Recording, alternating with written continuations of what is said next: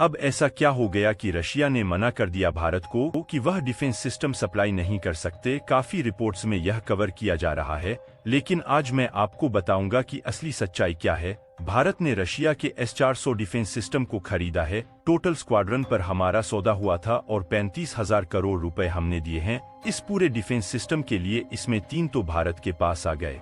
2024 में रशिया ने कहा था कि हम आपको 2 स्क्वाड्रन भी दे देंगे, लेकिन वह अभी तक नहीं आ पाया। इसके ऊपर हाल ही में रशिया की तरफ से बयान आता है।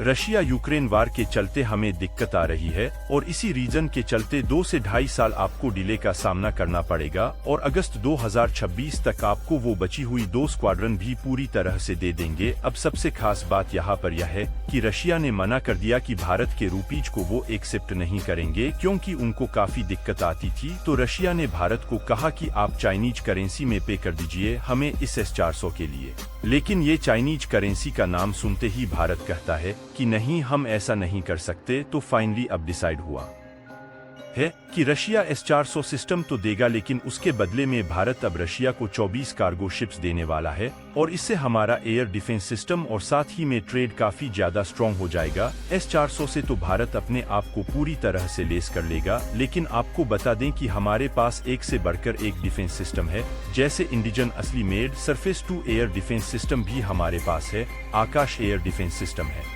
और साथ ही में इजराइल का spider quick reaction missile system भी हमारे पास मौजूद है। लेकिन यह जो रशिया का S-400 मिसाइल है वो तो एक बहुत बड़ा गेम चेंजर साबित होगा, क्योंकि भारत को जो मिल रहा है वो 400 किलोमीटर रेंज वाला है। 400 किलोमीटर तक दुश्मन पर नहीं मार सकता और वही जो चाइना के पास है वो लगभग 300 किलोमीटर का ही रेंज वाला है। सो भारत के लिए ये भी काफी बड़ी जीत हुई है कि हम इंडियन रुपीज या डॉलर स्पेंड करने के बजाय 24 कार्गो शिप्स रशिया को दे रहे हैं और इससे भारत को भी एक बहुत बड़ा बेनिफिट मिला है।